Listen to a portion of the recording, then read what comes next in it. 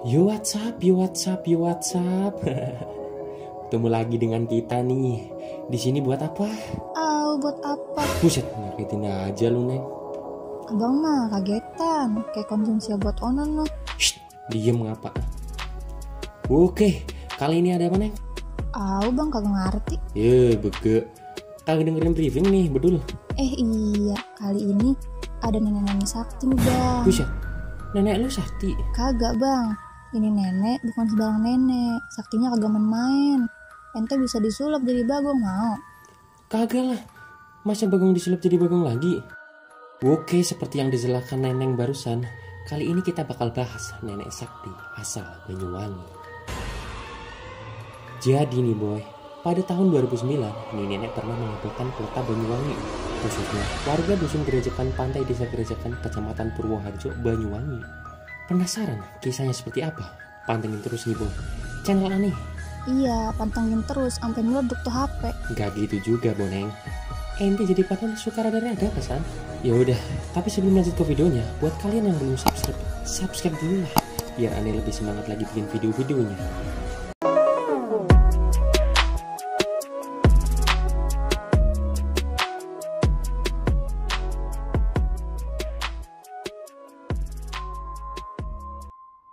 Warga dusun Gerejekan Pantai Desa Gerejekan Kecamatan Purwoharjo, Banyuwangi dikejutkan dengan penemuan sosok nenek misterius di tengah laut. Nenek misterius tersebut ditemukan duduk dengan posisi mengambang di atas permukaan laut. Nenek yang belakangan ini diketahui bernama Supiah, 65 tahun, asal dusun Selorjo, Desa Temurjo, Kecamatan Bangorejo, Banyuwangi, itu ditemukan secara tak sengaja oleh rombongan nelayan yang sedang memancing di laut, tepatnya Laut Palawangan.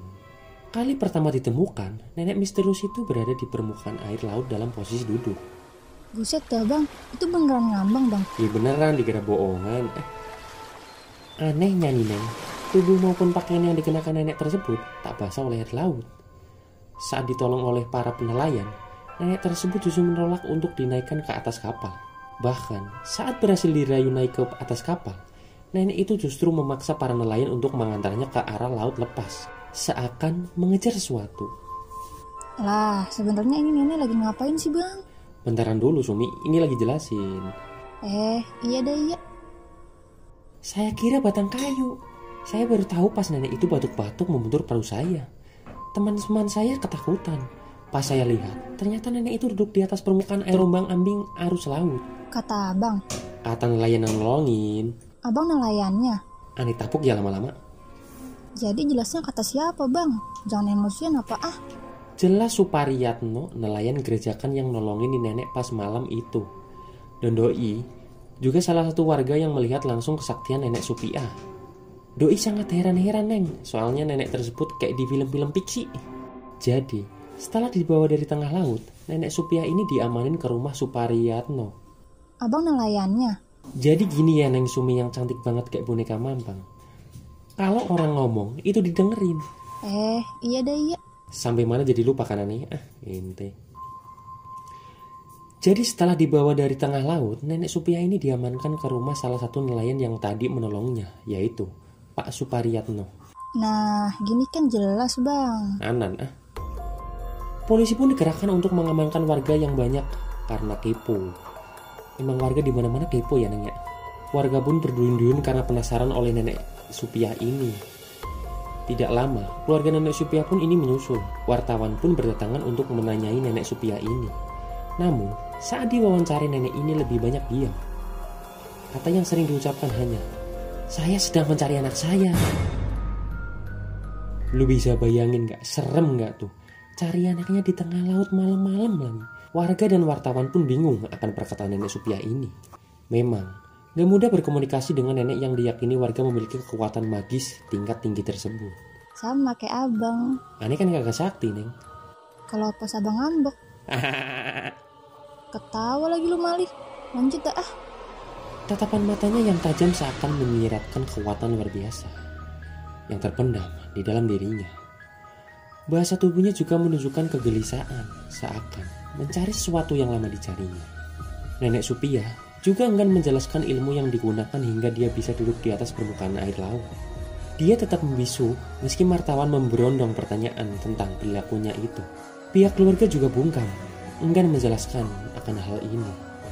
Dia hanya mau ditanya oleh Pak Supariyatno atau nelayan yang menolongnya di tengah laut. Katanya cari anaknya yang hilang terbawa arus laut. Anaknya itu disebut berkepala manusia dan berbadan ular. Kata abang. Kata Pak RW.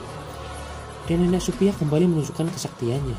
Jadi nih Neng, Nenek Supiah kembali menunjukkan kesaktiannya.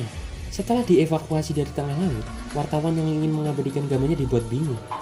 Entah mengapa, satu persatu power kamera wartawan yang meliputi mendadak mati secara bergantian. Bahkan, ada pula yang hasil jepretannya berwarna gelap. Gelap kayak dunia gua. Bukan hanya wartawan, warga yang berusaha mengabadikan gambar melalui ponselnya juga mengalami hal serupa.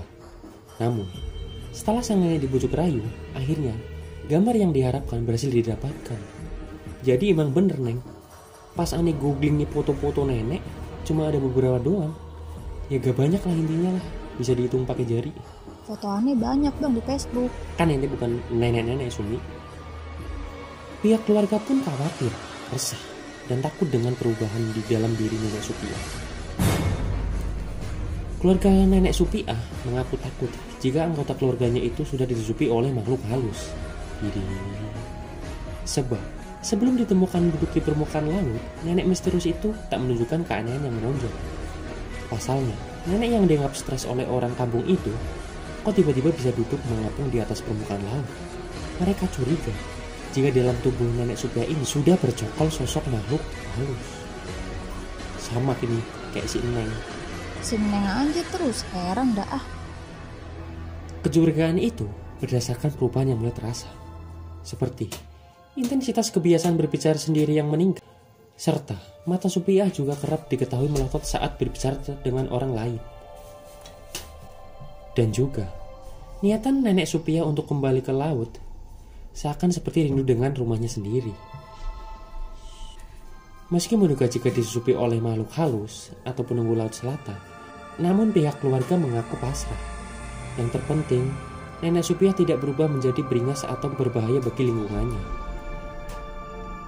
Menurut keluarganya, mungkin dia lagi kangen berat sama anaknya yang bernama Dewi dan Solihah. Sebab sudah sekitar 7 tahun tidak bertemu. Jadi Solihah ini adalah salah satu putri Nenek Supiah yang di Papua dan hilang kontak sejak pertemuan terakhir 5 tahun silam.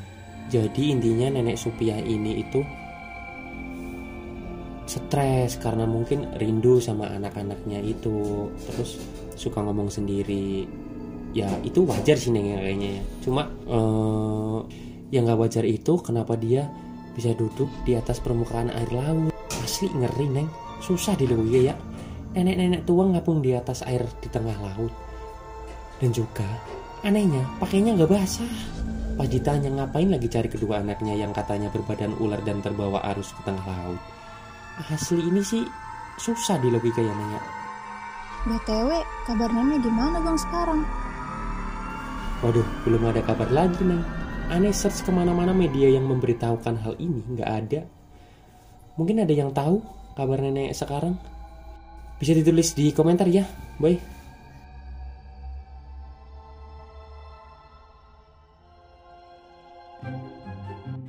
Oke, jadi segitu dulu kisah nenek super sakti yang sempat menggegerkan kota Banyuwangi. Buat kalian yang suka video ini, jangan lupa apa Neng? Jangan lupa subscribe, like, komen, dan share. Supaya apa Neng? Supaya abang dapat duit. Ya. Kagak gitu, supaya saya lebih semangat lagi bikin video-video yang mungkin bermanfaat untuk kalian. Oke, saya Sidul. Dan saya Neneng mengucapkan minal aidin wal faizin. Serah deh, serah. Bye-bye.